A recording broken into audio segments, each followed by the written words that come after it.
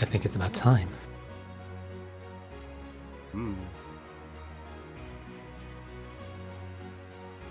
I think it's time. Yeah. All right, hello everybody and welcome to Abstraction Cup. Finally, after some time in the making, we are here almost 1 year into production with our qualifiers map pool. So many insane teams have literally registered for this tournament, and we're going to be seeing what all these 96 teams registered for the tournament are going to be facing. So, once again, I am your host, Epic Man 2, and I will be joined by one of our fellow map poolers today, Paturages. How's it going? Hi, welcome back to another tournament on the Osumania live channel. It is not only OMLN4 anymore. We've got some Rise. We've got not only LNs, but we've got some Rise as well. So you'll see the structure of these qualifiers. There's 7 stages. I'll let you introduce the structure, the general structure of them.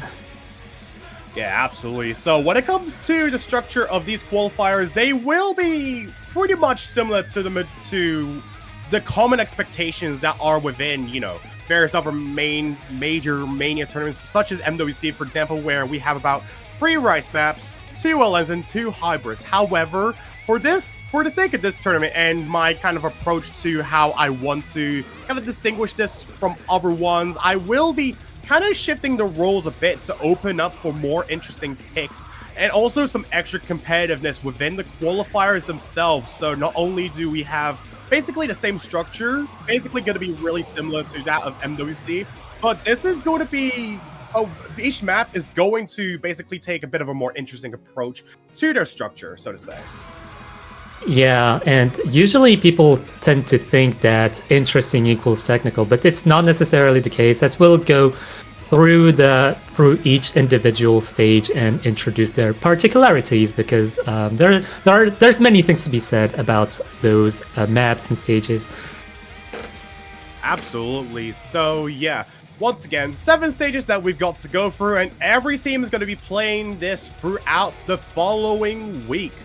So once again, that's pretty much all I really needed to say to start the stream off, and I think it's safe to say that we can go into our first qualifier map, in which for this tournament, it's going to be none other than stage 1. So this is going to be a map by me, actually. 2012 was a different era, sung by Tic-Tac-Toe, and this map by me. This one's going to be the more early game-centric Rice map. Yeah, a rather dump-centric structure at first glance, at least. But I do feel like this technical map does have a fair amount of gimmicks and just particular motions in its approach, and it's not necessarily just the usual vocal dump kind of map that you have here. You've got some running men here and there. You've got some jacks, some jack transitions, and overall, I think this is pretty tricky to get right, especially given that many of the snaps are kind of in and out, very very flow based. But given the song choice, it is also very recoil heavy, I would say.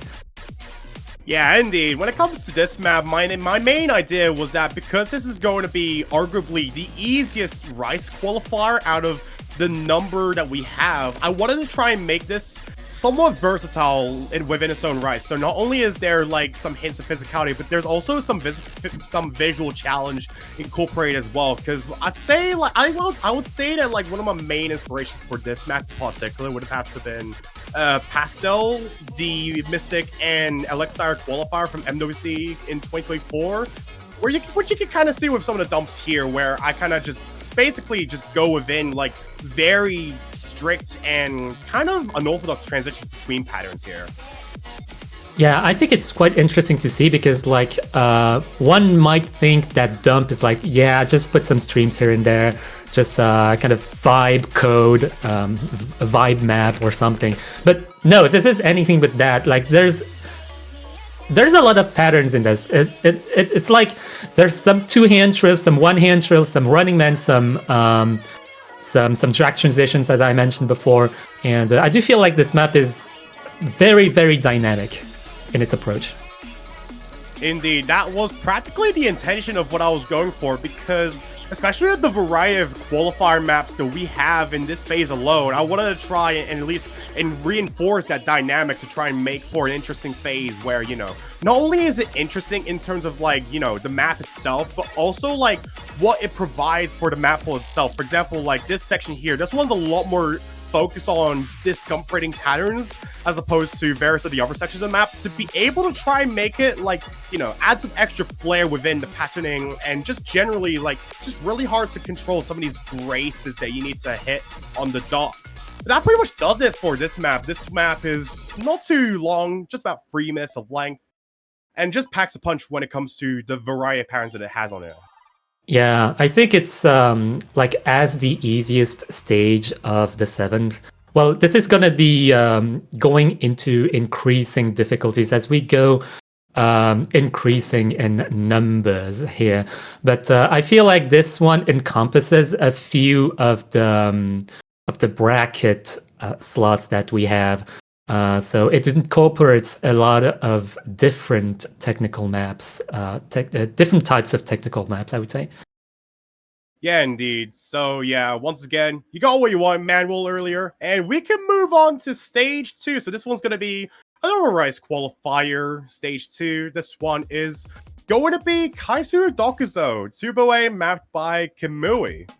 Another fairly well-known Rice stump mapper. This one's going to take a fairly similar approach to that of 2012. However, this one's going to be a lot more kind of focused on some of these more abrasive patternings, I want to say. Yeah, like on the surface, you might think that having 2 Rice dump qualifiers is a little bit too much in terms of technicality, but I feel, at least per my assessment as a map pooler, I would say that this one does have a bit more of a sustained mixed Rice approach. As you can see here, like the structure is like way more, I would say, sustained in a jump stream way, but not exactly, because Kimui has a very, very particular mapping approach in that it's very unrelentless. It's very relentless, and at the same time, it's like very technical as well. It's like very difficult to describe and also very difficult to put in a tournament. So, like, as a qualifier stage, I do feel like it's appropriate to put that kind of challenge here. So this one is going to be the harder Rice dump, and this encompasses more of the physicality, the kind of kill players kind of approach to the map pools. Indeed, yeah. This map, basically, like I mentioned earlier, it's still relatively similar to that of my qualifier. 2012 was a different era or something. However, this one takes a bit of a more standard approach where it doesn't inherently focus as much on visual plateu, but more on the fact that this one is basically just a little more on the physical side. So basically, perhaps I'd think this is around like quarters or semis level of MWC. While, you know, there's a lot of really tight patterns here and there, some of these anchors, some of these bursts that really can just gnaw on your wrist depending on how you're just trying to mash through a variety of patterns. If you're even trying to, like, you know, do what you can to act these as best as you can. Yeah, absolutely. Like some of those jack transitions, some of those anchors as well. Like you kind of see some of those anchory approaches here and there, and that also encompasses some of the technical slots, as I mentioned for stage 1. But it encompasses them in a different way, because early game and late game are going to feel a bit different in terms of scores. I do feel like a lot of people are going to go aim for accuracy for stage 1, but this one, they're going to be more on the damage control side of things. Indeed, yeah, especially with this map being around the same length as stage 1 or so. This one kind of like evens it out a bit by being a little more physical, especially when it comes to how this one arguably has less time where you can just let your hands go of the keyboard. So, but that will do it for stage 2, Kaisuru Dokuzo. Fun map, more or less. And yeah, these are some crazy scores that we have been seeing throughout the qualifiers so far. And the fact that, you know, we're having Toxic Scent play for a variety of maps, it's just that, you know, if the fact that we can see some struggle here and there on the maps definitely means that, you know, these qualifiers are a little challenging. On top of the fact that one thing I wanted to do with this map pool is that I wanted to get like a variety of different mappers on board, which you'll see with our next qualifier stage. So we're going to be going out of the Rice category for just a moment, as we will make it to stage 3. This one is going to be none other than Professional Vengeance Jane Remover mapped by Livium. Your hybrid stage. So this is going to be the first hybrid, and this hybrid is fairly technical. It might be reminiscent of some hybrid 3 slots here and there, but not exactly. Like, I've not seen that kind of hybrid often before in tournaments, and Livium has a very unique approach to LN and hybrid mapping, and this is also what we want to showcase in these qualifiers. Absolutely, especially with Lithium's kind of signature style when it comes to hybrids. Some of the tendencies that I usually would have noticed within Lithium's maps ever since he got into tournament mapping in recent years was that they kind of have a lot more of these like Ellen Grace approaches with some rice stack on top. Especially with how this map in particular is actually kind of similar to various other customs that Lithium has also made in the past for various other tournaments. Such as, let's say, SSR, for example, they made this map of also, or well, you know, when it comes to like Lithium, they have like multiple maps of Jane Remover's songs from like Revenge Seekers, an album that she posted last year and like literally over a year ago. This map is like, I guess, similar to maps such as JR from SSR, round of 16, and also Turn Up or Die, which was round of 32 tiebreaker of technically a tech tournament, I believe. Yeah, I think like a lot of people will be remembering some of the vibes from that technical tournament, and as you can see here, like all of the LNs do land on some really awkward timings here and there, and this is probably going to be the most release heavy stage in the qualifiers. So a lot of accuracy is going to be lost here and there, and especially since this is going to be OD 7.5, I do feel like people who are very proficient at LN releases, especially interspeeds with rice bursts here and there, are going to be getting some points, getting some placements here and there. Absolutely, especially with this map being the hybrid that it is structured a little differently from most other hybrids as well, because when it comes to this map in general, this is a little more rice biased, so to say. Whereas, like, you know, when it comes to the actual LNs that you see here, these are kind of a lot more coordination centric. They're not like going out of their way to be like the hardest thing, but it's really just about trying to keep consistent on this map, because this is just about slightly longer than some of our other stages in question, which because this one has about 3 minutes and 20 seconds of drain time. So it's not really a map that really lets up too much on the gas pedal for people to be able to breathe, but still offers enough that people can still try and at least make their way through it in, you know, clear fashion.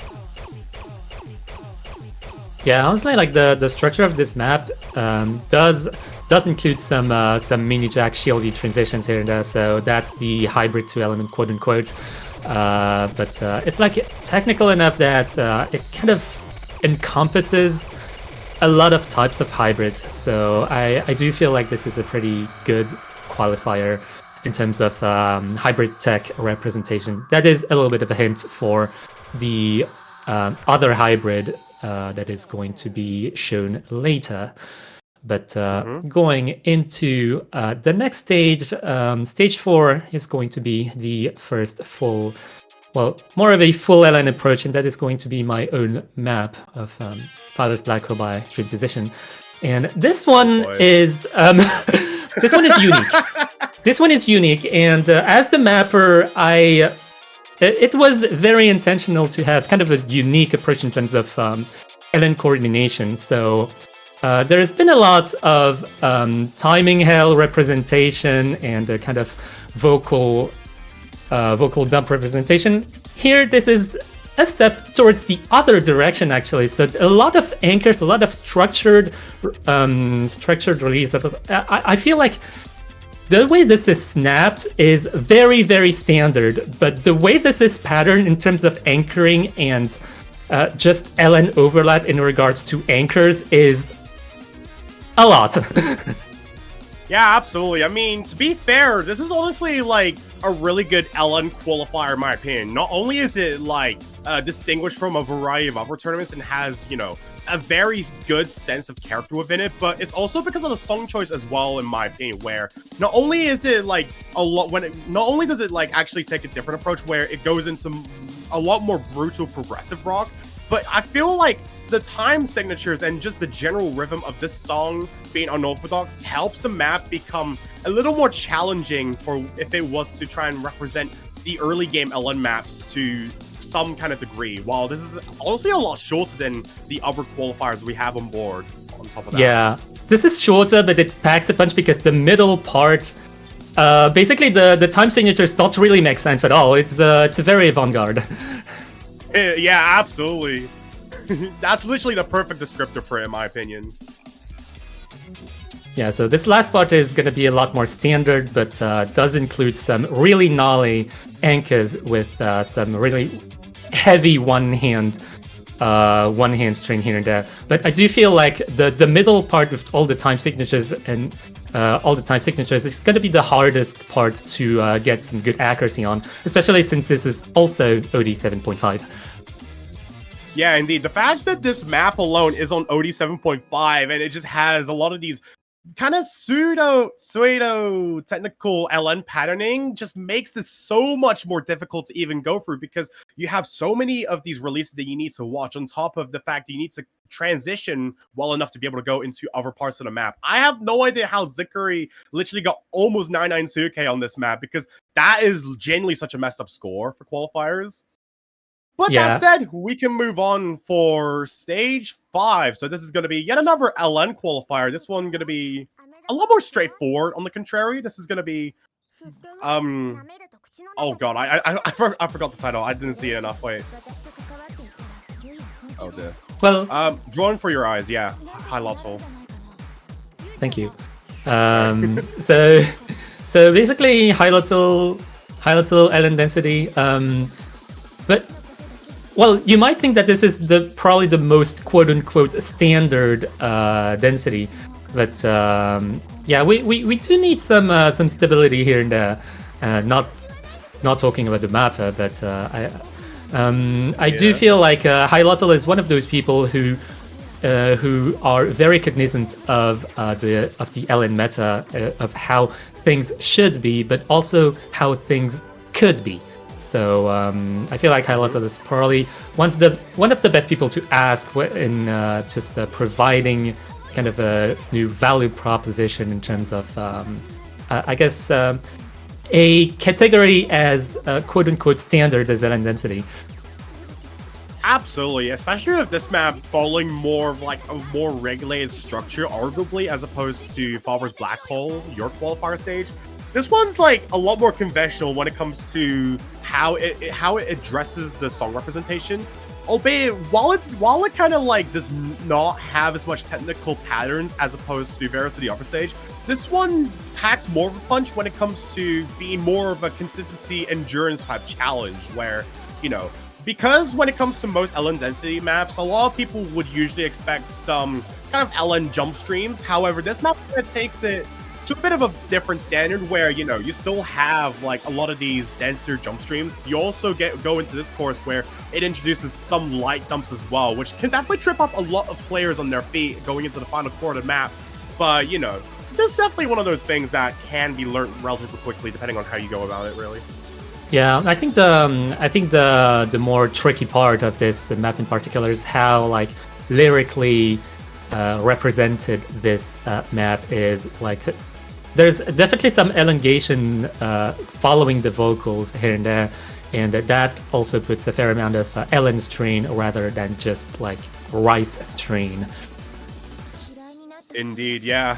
But that will conclude it for stage 5. So far we've gone through pretty much more than halfway through our map pool. So one thing I want to say for the final 2 stages that we have of this qualifier phase of this map pool, really, is that these are going to be a lot more difficult than the other ones, just because we have 96 teams registered for this tournament, as I've mentioned, and we kind of needed to bring out some kind of balance, because not only do we have like absolute monstrous roster of Rice players, but also just generally, like, everyone's so good. So if we take a look at stage 6, this one is going to be our final Rice qualifier. This one not going to be as inherently technical, but this is going to be more of an experimental qualifier, where this is going to be our Rice Stamina wildcard. Tahoe is dead, Morrow, mapped by Law 38204. This is kind of funny. Yeah. Do you remember the BPM of this? 250. It's 250. Okay, so keep in mind that BPM. keep in mind that this is 250 BPM, and watch out for the density of this jump stream qualifier. Well, I say jump stream, but there's not only jump stream, as you can see. Like, a lot of people will not be missing on the jump stream itself, but I'm foreshadowing here. Subtle foreshadowing at its finest, bro. Yeah. So yeah, when it comes to the qualifiers, I do want to like showcase a variety of mappers that kind of would just come in as a surprise. So with a good portion of LoL's kind of hand stream and just role skill oriented maps, they kind of have like a really strong grasp of when it comes to these kinds of patterns where it's kind of like not really conventional within tournament means, because as far as I'm aware, there isn't really many LoL maps that have actually been used within tournaments before. I think one of the few maps that I know has been used in a tournament before was none other than the likes of Scary, which was used back in Speed Light 3's Grand Finals, and that was like probably like the scariest hand stream pick like ever, maybe. But this was like kind of like lenient in that matter. It's just that it just really starts to become draining from this part of the map onwards. Okay, those bursts are kind of naughty. So pretty chokeable, I would say, and also pretty straining. This is very very straining in terms of stamina, and it does go very sustained. Absolutely.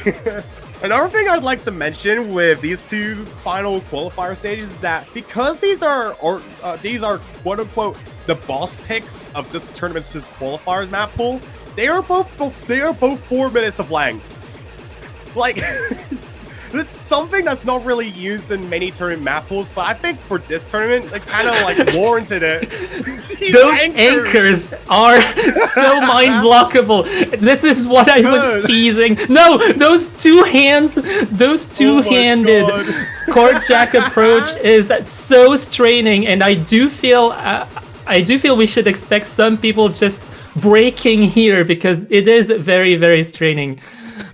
Even though like the rest is 250 dense jump stream, like this packs a punch.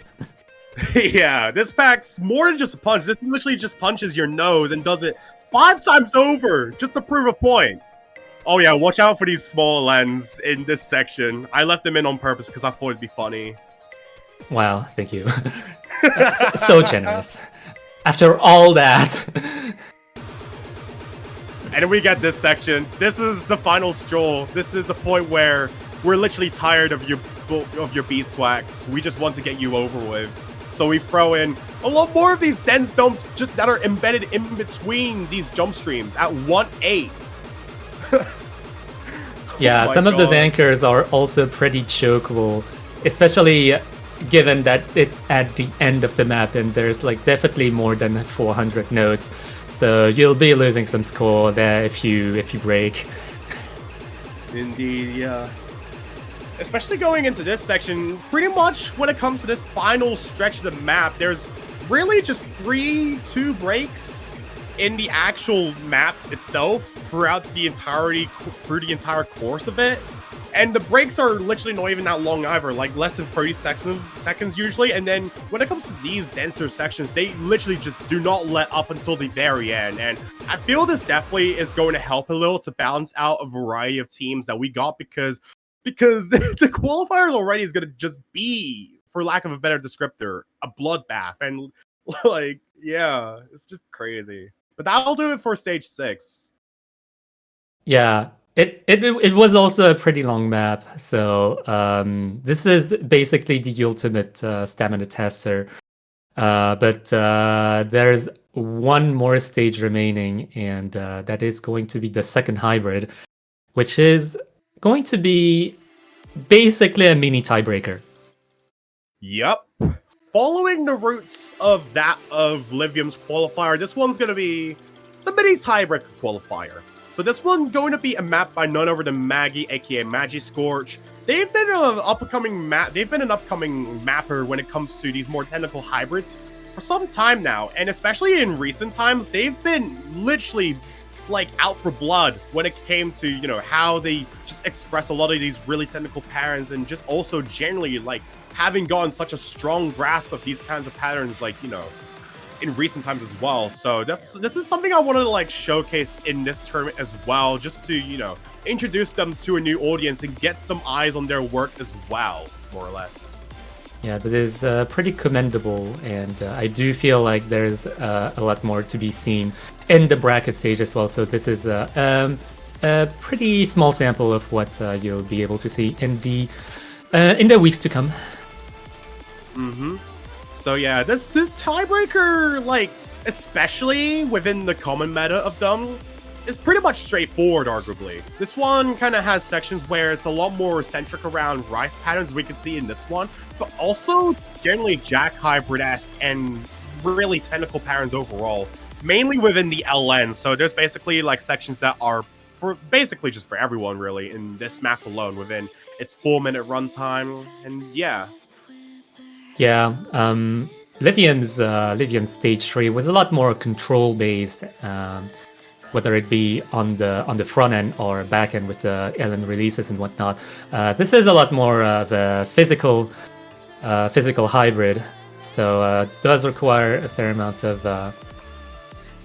does require a fair amount of physicality, stamina, and well, while there are some breaks here and there, like this is quote unquote a break, but it does demand a fair amount of accuracy to still get a decent score to contend against the top players.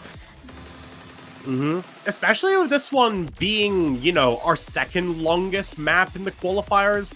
This is definitely one of the maps that really just is there to really try and even out everything, like I've mentioned. Similarly to Law's qualifier, this one takes more of a hybrid approach to it, and especially with this one being more of a mini tiebreaker, you really start to feel the source with this section, with how hard you need to really try and transition into a variety of these LN streams and bursts that are just embedded between each other. The releases are kind of sharp, witty, and you really just need to just try and adjust to the nitty-gritty of it all, really.